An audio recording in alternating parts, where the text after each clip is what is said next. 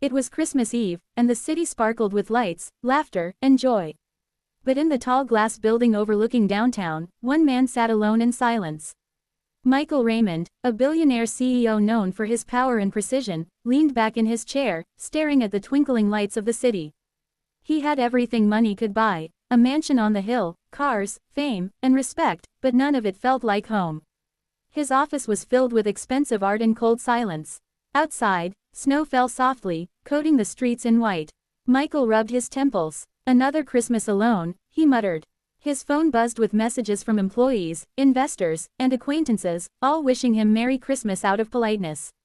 But not a single message came from someone who truly cared. He had lost his parents years ago and never married. Work was all he had left. He believed love was a distraction, family a weakness. But that night, destiny had other plans. As he walked toward the elevator to leave, he noticed something unusual by the door, a small pink envelope, slightly crumpled, with his name on it, to Mr. Raymond. There was no return address, just a child's handwriting. Curious, he tore it open. Inside was a short letter written in colorful crayons. Greater than, Dear Mr. Raymond, we live behind your company building. Our mommy says you're the man who makes all the lights shine at night. We don't have lights in our home anymore because our power got cut off. Mommy said Santa might forget us this year, but we believe good people always notice sad ones. Merry Christmas, Mr. Raymond. Love, Emma, Ella, and Eva the triplets. Michael froze. His heart, usually shielded behind steel walls, softened.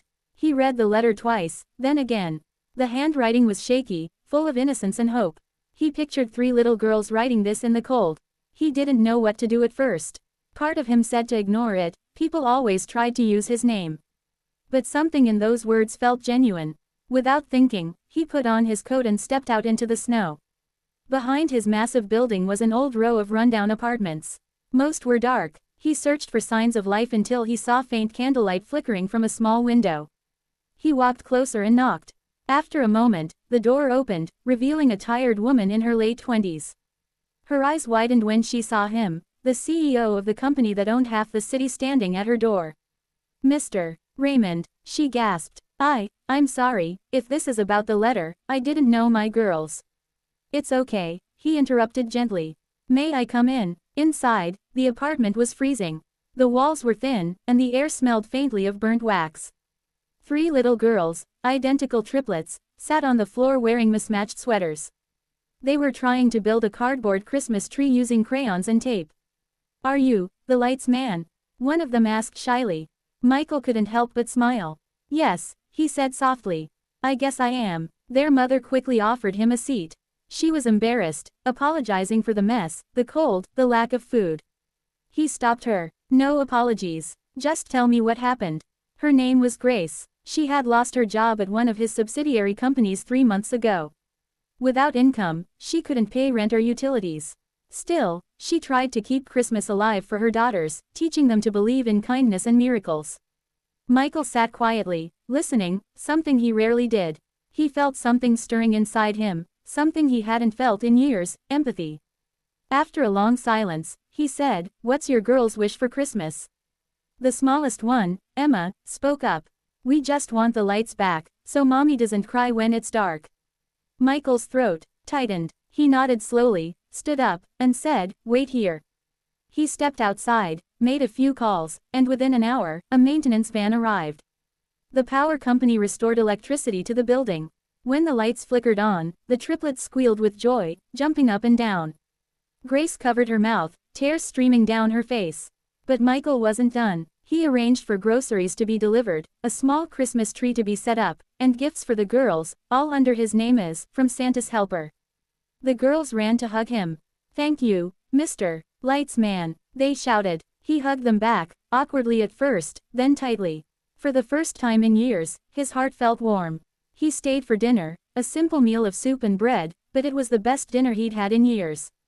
The girls told him stories, showed him their handmade ornaments, and even sang a Christmas carol for him. Grace looked at him across the table. You didn't have to do any of this, she said softly. He smiled. Maybe I did. When he finally left that night, the city lights looked different, softer, warmer, alive. The next morning, Michael woke up earlier than usual, a strange happiness in his chest. He looked at the pink envelope again, now resting on his desk, and decided to visit them once more. But when he arrived, he found the building empty. Grace and her daughters were gone. The landlord said they had moved out early that morning. On the door, taped neatly, was another letter. Greater than, Dear Mr. Raymond, thank you for giving us light again. Mommy says sometimes angels don't have wings, they wear suits and work late. We didn't want to say goodbye because you already gave us everything we wanted. We're going to live with our grandma now. Don't forget to smile. You look better when you do. Merry Christmas again, Emma, Ella, and Eva. Michael stood there for a long time, reading the letter over and over. For the first time, he realized that he didn't feel empty anymore. The loneliness that haunted him every Christmas had quietly disappeared. Over the next few weeks, his company launched a new initiative to help struggling families, inspired by the triplets. He called it Project Light. It provided homes with power, food, and employment opportunities during winter. Every Christmas after that, Michael kept a pink envelope on his desk, a reminder of the 3 little girls who taught him the meaning of giving, love, and light. Years later, at a charity event hosted by his foundation, a young woman approached him with a smile that looked strangely familiar. Mr. Raymond, she said, you probably don't remember me. I'm Emma, one of the triplets. Michael froze. She was grown now, confident, radiant, full of life. Emma, he whispered. She nodded. I just wanted to say thank you again. Because of you, we never spent another Christmas in the dark. He smiled, eyes glistening. No, Emma, because of you, I never spent another Christmas alone. And that year, for the first time in decades, the CEO didn't sit alone in his office. He sat by a warm fire, surrounded by laughter, lights, and the 3 girls, now grown women, who had once sent him a letter that changed everything. Because sometimes, the smallest acts of kindness can melt the coldest hearts. And sometimes, a simple letter written in crayons can bring back the light to even the darkest soul.